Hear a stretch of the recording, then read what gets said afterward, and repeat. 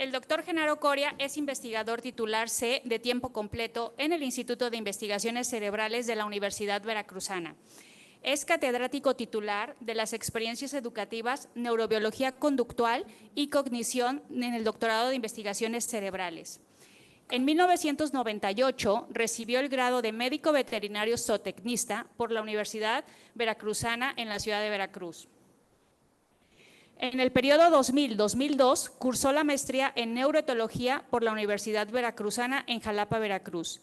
Y en el periodo 2002-2007 realizó el doctorado en psicología experimental en el área de neurociencias comportamentales en la Universidad de Concordia en Montreal, Canadá.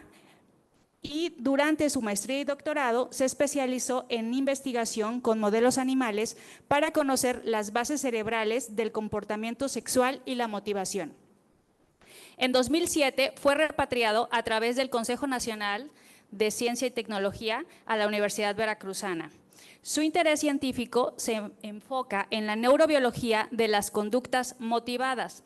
En particular, el doctor explora el papel de las hormonas, la recompensa y el aprendizaje asociativo pavloviano en la organización cerebral, la conducta sexual y en la formación de vínculos afectivos. Sus técnicas experimentales incluyen el análisis de la conducta y sus diferentes aproximaciones para estudiar el cerebro. Ha dirigido 11 tesis de doctorado, 9 de maestría y 5 de licenciatura. Ha editado 3 libros sobre temas de neurofisiología, animales y modelos en neurociencias y ha publicado más de 100 artículos científicos. Actualmente pertenece al Sistema Nacional de Investigadores Nivel 2. Muchas gracias, doctor. Bueno, muy buenas noches. Ahora me toca a mí estar aquí como ponente. Es la última charla, así es que voy a tratar de hacerlo lo más amena y lo más didáctica posible. Muchas gracias por su presencia a este mini simposio. Bien, de hecho esta charla, si el paracetamol es un disruptor neuroendocrino del cerebro sexual, es la causa por la que se organizó este mini simposio. Un compromiso ante CONACYT para divulgar los hallazgos y por supuesto discutir con otros colegas qué es el cerebro sexual, qué lo forma, qué lo organiza, en qué periodos, etc. Entonces, respondiendo a la pregunta si el paracetamol es un disruptor, creo que no cambia. Bueno, ahí está, la respuesta es sí. El paracetamol sí es un disruptor de neuroendocrino del cerebro sexual en desarrollo. Y lo que voy a tratar de explicarles en estos minutos es por qué es. Y ustedes me dirán si están de acuerdo o no al final, y van a ver lo paradójico que son los efectos a veces del paracetamol. Me da mucho gusto que haya estudiantes de medicina, probablemente haya médicos también, porque normalmente los médicos, sobre todo los ginecólogos, pues recetan paracetamol como el único analgésico permitido para el embarazo, pues porque no tiene consecuencias teratogénicas. Tampoco retrasa el parto y pues quita el dolor de espalda, quita el dolor de jaqueca, etcétera. Y hay dosis pues muy conocidas, grandes, que se administran. Y es verdad, a corto plazo no causa absolutamente nada. Pero lo que yo les quiero mostrar es qué le hace al cerebro sexual a largo plazo y cómo lo vemos cuando el individuo es momento de que se comporte sexualmente. La siguiente, por favor. ¿Me puedes poner todas las que aparecen ahí? En esta charla entonces vamos primero a explicar qué es el cerebro sexual, dónde está el cerebro sexual, cuándo se desarrolla, cuál es el mecanismo de acción del paracetamol, cómo afecta al cerebro y cómo afecta a algunas hormonas. La siguiente. Y cómo afecta a algunas emociones ligadas tanto al comportamiento sexual como a otras emociones. Principalmente me voy a enfocar en la ansiedad. La siguiente, por favor. Bien. La justificación de por qué hacemos este trabajo se basa en que el paracetamol, como decía yo, es un analgésico y antipirético ampliamente utilizado en México y en el mundo y se administra en etapas críticas del desarrollo de los individuos, gestación, neonatal. Bueno, en neonatal ya ni les digo, los que tienen bebés saben que el paracetamol lo traen en la bolsita, en la pañalera las mamás, ¿no?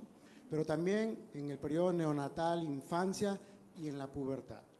Los datos que les voy a mostrar hasta hoy son de mi alumna Arlette, que aquí está. Y solamente llevamos hasta ahorita 2 periodos críticos del desarrollo, que es el prenatal y el neonatal. Y por supuesto que nos faltan algunos otros que están ahí, como la infancia y la pubertad, que son críticos para el desarrollo, para la neurogénesis, para terminarse de organizar el cerebro sexual. La siguiente, por favor. Lamentablemente, cuando hablamos de sexo, de sexualidad, tocamos puntos sensibles. Hay mucha gente que no le gusta discutir el tema del sexo, no le gusta discutir de qué depende nuestra sexualidad, de qué depende nuestra orientación, de qué depende nuestra identidad, de qué depende cómo la expresamos. Porque cada uno de nosotros tenemos una experiencia de vida, una trayectoria, y a veces creemos que como nosotros lo vemos, es como es. Y en realidad lo que tratamos de hacer, deberíamos de hacer, como nos decía el doctor Porfirio, es ver los fenómenos desde múltiples puntos de vista. Lo que hoy voy a tratar de hacer es conjuntar lo biológico con lo psicológico y un poquito con lo cultural. Los 3 pilares importantes. La siguiente, por favor. Cuando hay falta de apoyo en estos temas de sexualidad, se ocasiona una brecha importante que en lugar de evitar la discriminación hacia las minorías, las deja sin suficiente evidencia científica sobre el papel de una triada que llamamos biopsicosocial en la sexualidad y en los estados afectivos. ¿Qué es lo que quiero decir?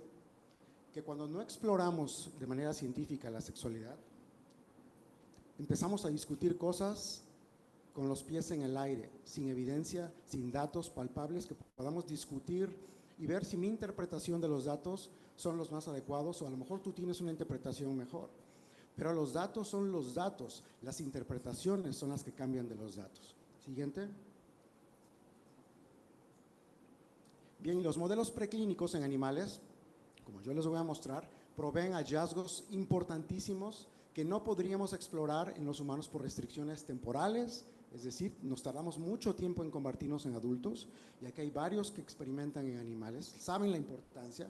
También por cuestiones tecnológicas, a veces no tenemos la maquinaria, los resonadores carísimos para hacer un escaneo del cerebro, y lo vemos en animales de otras formas. Y también por razones éticas, porque hay cosas que no podríamos preguntarnos y explorar en humanos, porque es no ético hacernos esas preguntas. Y la razón que no es porque cada sociedad, cada nicho, cada ciudad, cada país tiene una manera de pensar en lo que es moral, inmoral o ético y no ético.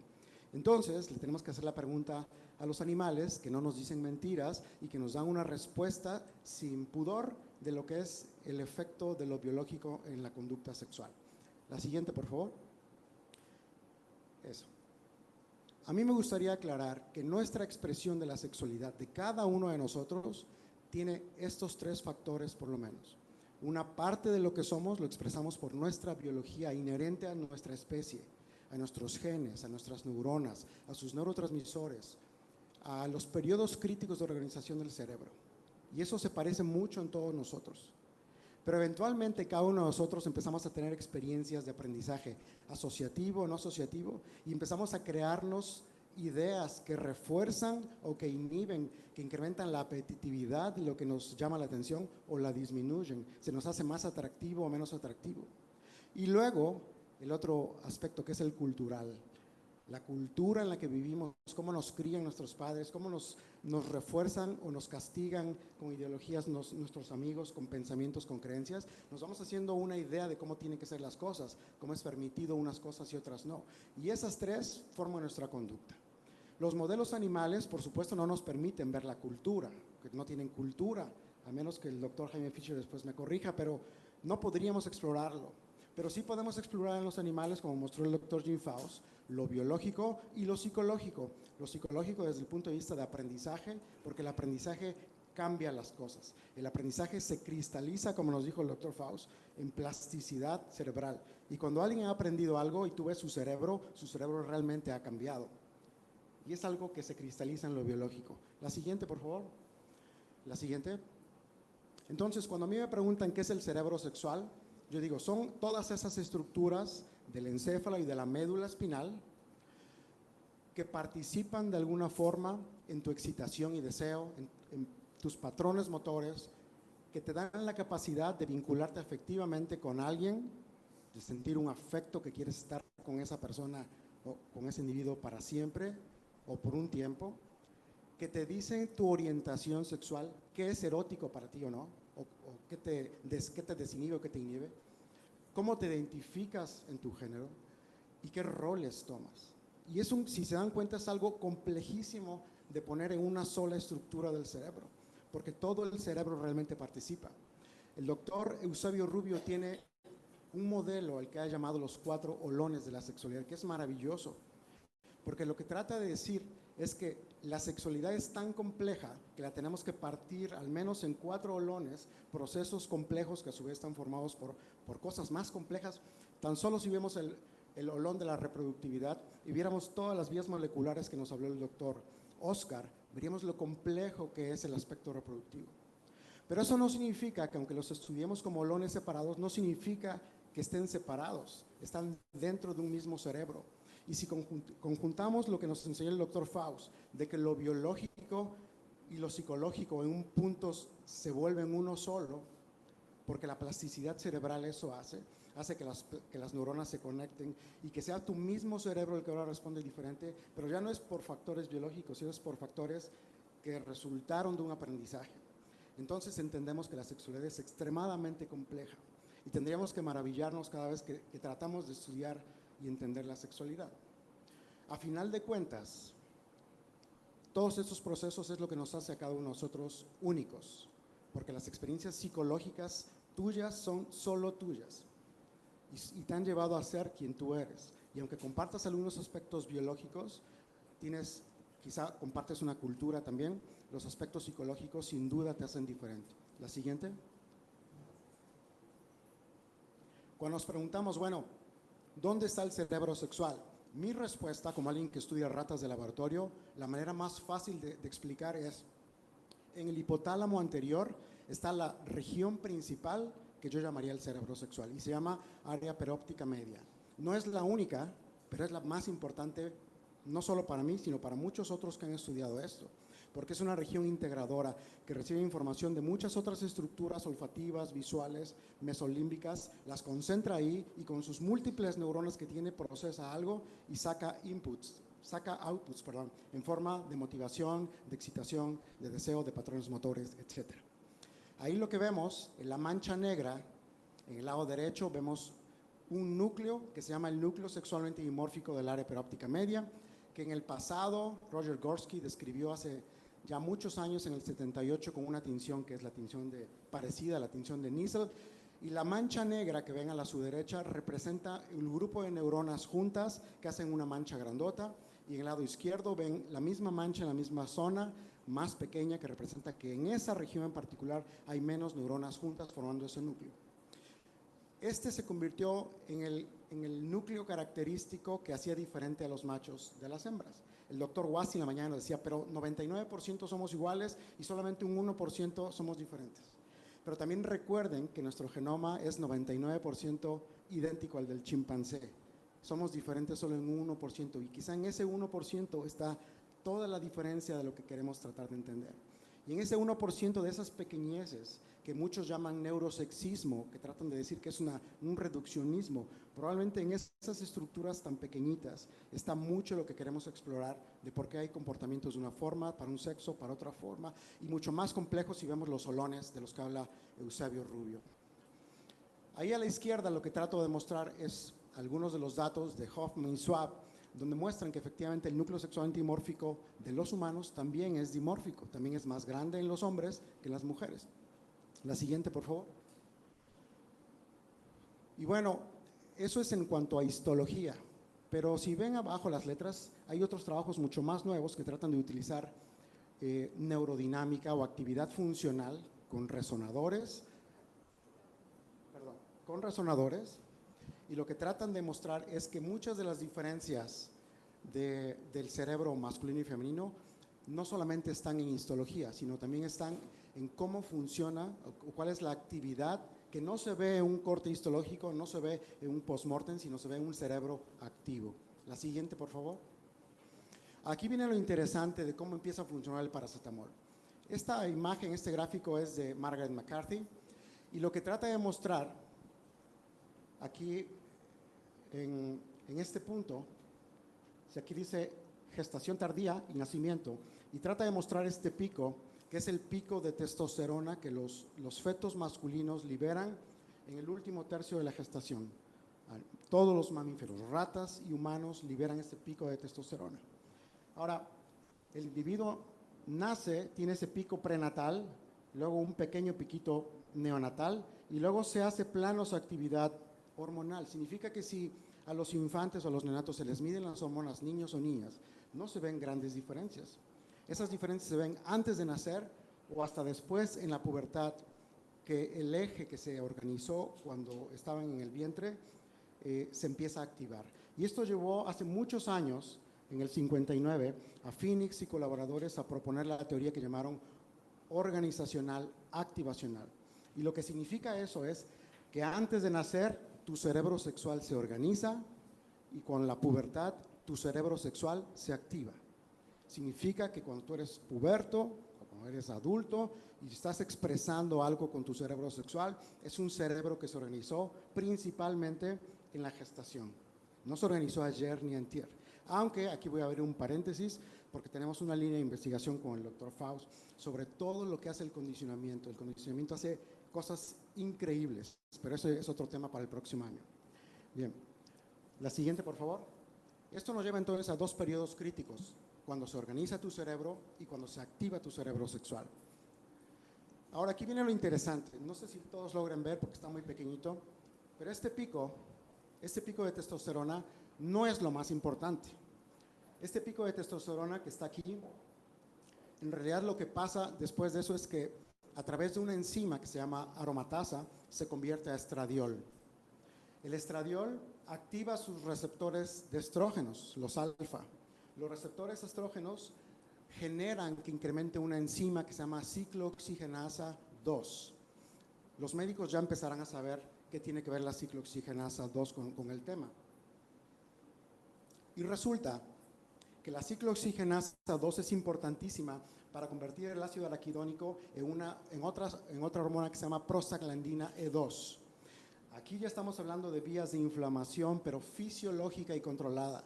Y lo que resulta de la prostaglandina es la activación de algunas sinasas que culminan en que haya en la sinapsis de esas neuronas mayor actividad y mayor espinas dendríticas que hacen que esa neurona, 1, sobreviva, 2, su arborización sea más grande, 3, se conecte más con otras y 4, haga un núcleo mucho más grande. Eso significa que la ciclooxigenasa, que es la enzima o la hormona involucrada en la cascada de inflamación, es parte de la masculinización.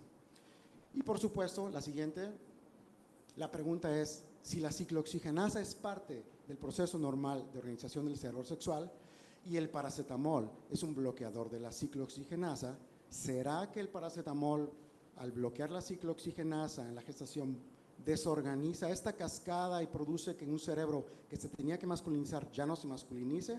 La respuesta es sí. Ahorita les voy a mostrar los datos. Siguiente.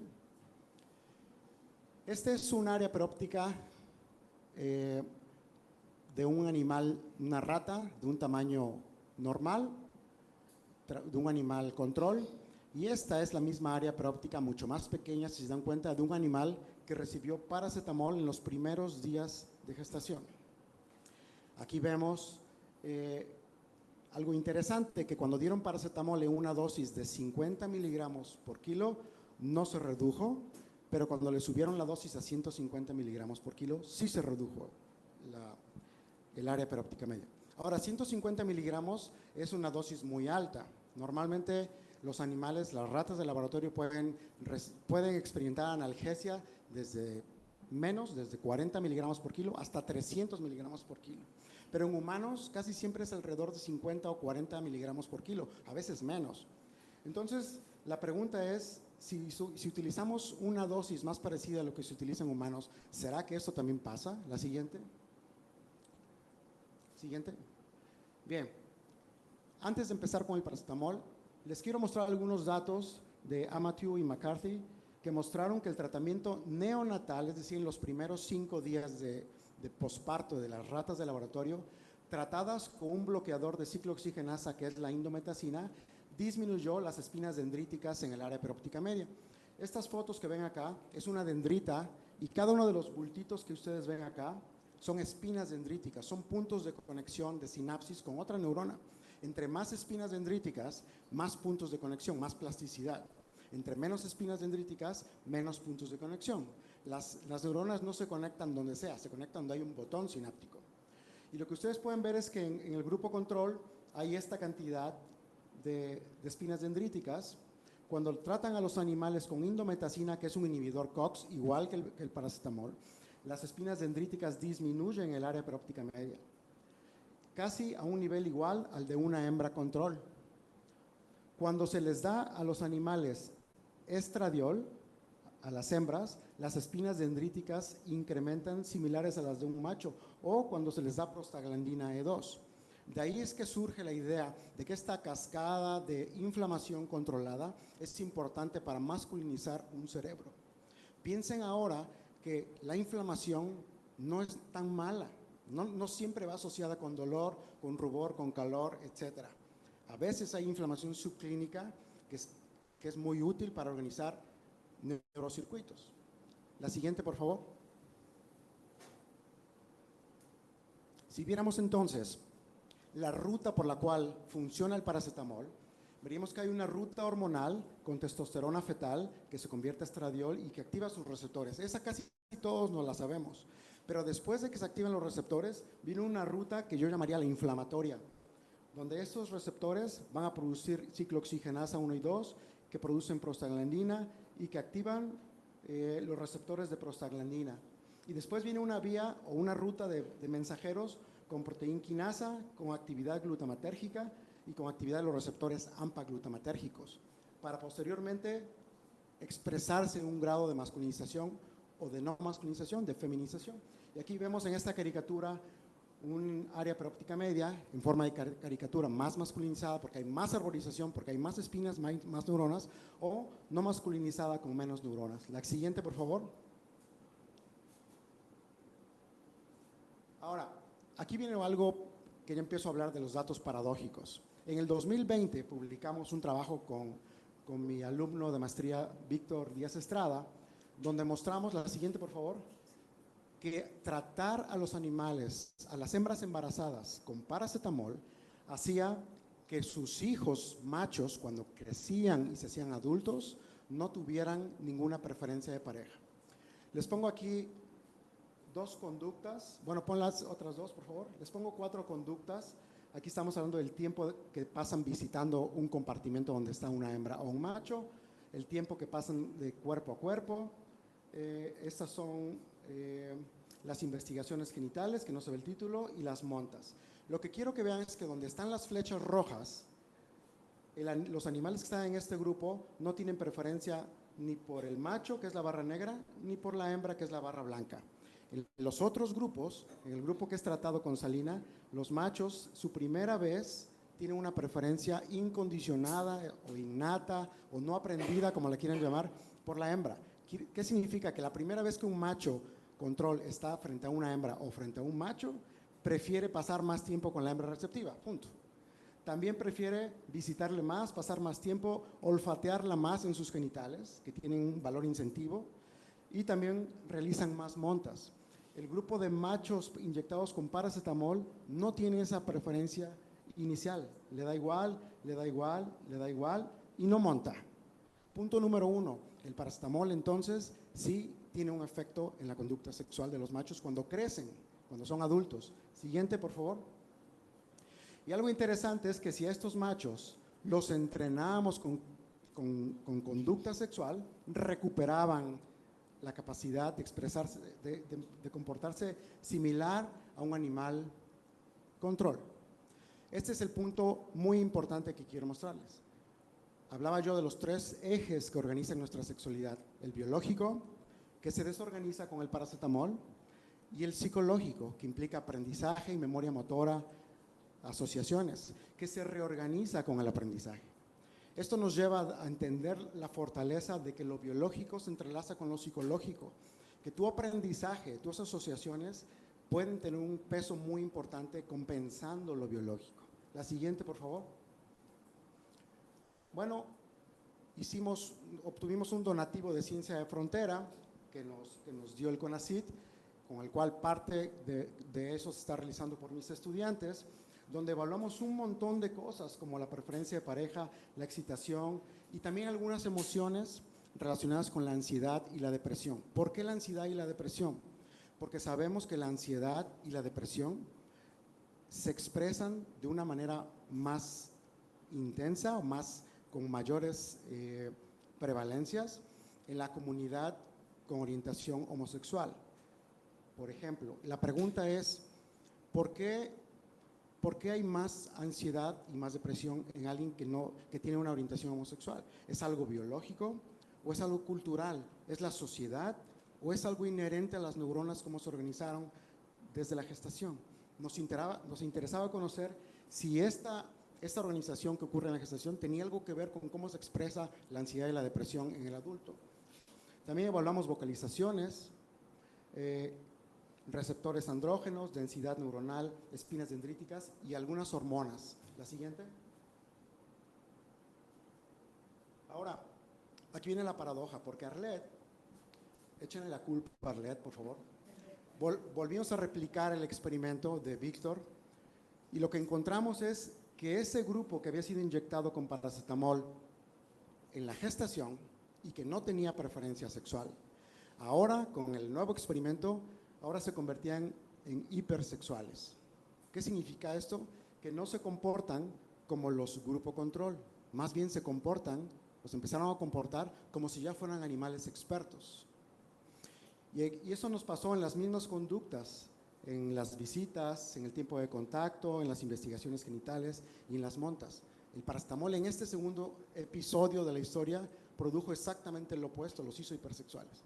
A mí lo que me queda claro, hasta ahorita, por si me lo quieren preguntar, no sé por qué en un experimento los hizo no tener preferencia y en el otro los hizo ser hipersexuales. Lo que sí me queda claro es que el paracetamol no dejó a los animales de manera inocua, sí tuvo un efecto hacia los dos extremos.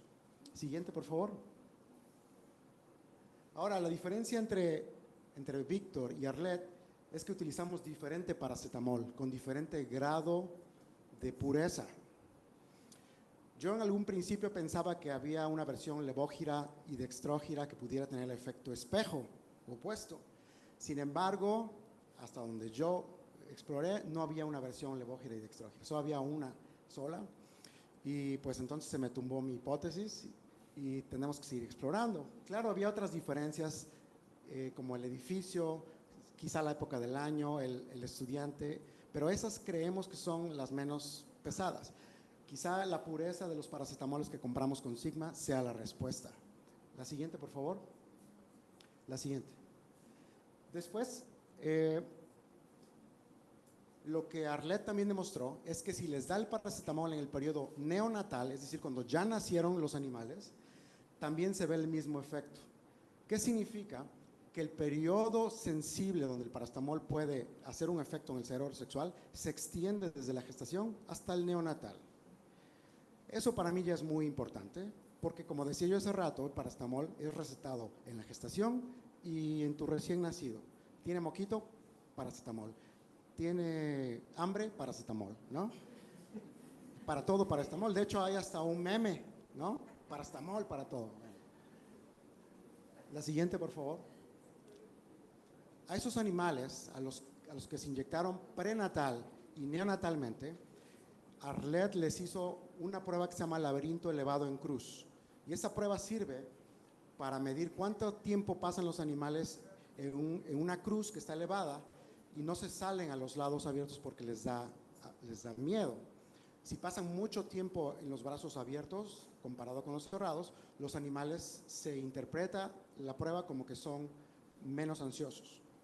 Aquí lo que estamos viendo en esta prueba es el grupo inyectado con solución salina inexperto, que tiene este nivel de ansiedad, este es un índice de ansiedad, y su grupo experimental, que es el paracetamol inexperto, mostró menos ansiedad. Ok, la primera interpretación que yo les dije es que se usa normalmente para decir los niveles de ansiedad. Sin embargo, un animal que se sale a los lados abiertos de la arena y que se asoma a donde está el precipicio, puede ser que no solamente sea menos ansioso, De hecho, si el grupo control te dice este es el nivel normal de ansiedad y el grupo paracetamol tiene menos, probablemente la interpretación es que los animales paracetamol son más impulsivos. Es decir, que les da menos miedo a hacer cosas.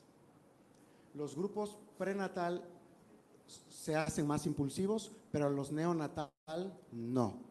¿Qué significa que el paracetamol afecta el grado de impulsividad cuando es dado en el periodo prenatal? En el periodo neonatal ya no vemos cambios en la impulsividad. Siguiente. Arlette junto con Miri también midieron los niveles de corticosterona a los animales. A mí me pareció fascinante encontrar que los animales salina, cuando ya han aprendido a identificar a una hembra con la que pueden tener sexo y los exponemos a esa hembra o a esas hembras, se les eleva la hormona corticosterona, que es la hormona del estrés. ¿Qué significa eso? Que un encuentro social donde posiblemente vaya a haber sexo o una interacción sexual incrementa una hormona del estrés, que es una hormona que te facilita la regulación energética. Punto. No significa necesariamente que estés estresado o que sea malo, pero que tu organismo detecta esas señales como un punto en el que necesitas sacar glucógeno del hígado, más energía, porque va a haber interacción, probablemente haya pleitos con otros machos, etc. Pero el grupo paracetamol no responde con incremento de corticosterona. Si juntamos que no hay corticosterona en los machos paracetamol y que son más impulsivos, entonces tenemos una fórmula ahí muy interesante, de que los individuos tratados prenatalmente con paracetamol, cuando son adultos, son más impulsivos y no responden con hormona de estrés en situaciones sociales. Y aquí se empieza a vincular un poco con el tema del doctor Jorge Manso, porque estos animales, como veían, algunos se hacían antisociales y otros se hacían impulsivos en lo sexual. Y resulta que el paracetamol se ha vinculado como un fármaco disruptor asociado al autismo también, porque altera las conductas sociales. Y vemos que no solo eso, sino algunos marcadores hormonales. Siguiente, por favor. Siguiente. Si viéramos, entonces, lo que los datos muestran es que el paracetamol sí altera lo siguiente, altera la conducta sexual. Con este paracetamol la disminuye, pero con este la aumenta. Eso es algo que tendremos que explorar. Bueno, yo no, Arlette lo tendrá que resolver. Disminuye la ansiedad, incrementa la impulsividad, disminuye la corticosterona. Pero el efecto del entrenamiento modula de alguna forma estas conductas, regulándolas. La siguiente. Si viéramos entonces en los periodos críticos del desarrollo en un triángulo rojo, ¿dónde se altera la preferencia de pareja? Diríamos en el periodo prenatal y neonatal. ¿Dónde se altera las conductas de ansiedad o de impulsividad y la respuesta al estrés? Únicamente en el periodo prenatal se altera por paracetamol. ¿La que sigue? ¿La que sigue? Entonces, la pregunta es, ¿el paracetamol en periodos de desarrollo cerebral disminuye o aumenta la conducta sociosexual? Las dos cosas, pero yo diría que en realidad lo que hace es alterar la expresión del cerebro sexual y social. Esa es una caricatura, un gráfico de Margaret McCarthy. ¿Me das la siguiente? Lo que podríamos ver es cuando hay inhibición de la ciclooxigenasa, el cerebro se desmasculiniza, llevando a los animales en algún punto a parecerse más al cerebro de las hembras. La siguiente. Pero algunas otras veces los lleva a parecerse más en conductas impulsivas y antisociales o no sociales o con poco control, más parecidas al autismo. Y aquí el tema que Margaret McCarthy trata de decir es que la inflamación del cerebro en puntos fisiológicos es importante, no tiene que estar ni de más ni de menos, porque el cerebro social y sexual depende de estos mecanismos de organización que dependen de mecanismos inflamatorios. La siguiente. Y bueno, ya hay muchos trabajos como este donde trata de vincular que lo que es en modelos animales y en humanos, el tratamiento prenatal con paracetamol se asocia con muchas alteraciones de las que yo les he hablado. Por ejemplo, voy a referirme a los humanos, en el periodo, lo que se expresa en el periodo perinatal es alteraciones de la distancia anogenital, malformaciones genitales, en la infancia, características de déficit de atención e hiperactividad, autismo, hiperactividad, lo cual nosotros lo vimos en nuestras ratas, dificultades en el lenguaje y en la edad adulta una pubertad anticipada, como también lo mostró Arlette, que son animales hipersexuales. La siguiente, por favor. Implicaciones. Esto es muy importante. El paracetamol es un analgésico de los más disponibles y efectivos y baratos del mundo. Muchos médicos estarán de acuerdo que es quizá el mejor medicamento que existe, porque resuelve muchas cosas de manera barata. Esta investigación no aboga por dejar de usarlo, pero sí aboga o promueve la necesidad de hacer más investigación para comprender sus efectos completos, especialmente aquellos que ocurren a largo plazo y que no tienen que ver con teratogenia, sino con salud mental. Las implicaciones de este trabajo son altamente valiosas para contribuir a entender el desarrollo cerebral y la salud mental, y también creo que crea el concepto de lo que yo he llamado la diversidad iatrogénica. ¿Qué significa esto? Que hay tratamientos médicos que se dan que impactan el eje de lo biológico en el desarrollo del cerebro sexual y que por lo tanto tendrán un efecto en la expresión de las conductas sociales y sexuales del adulto. Siguiente.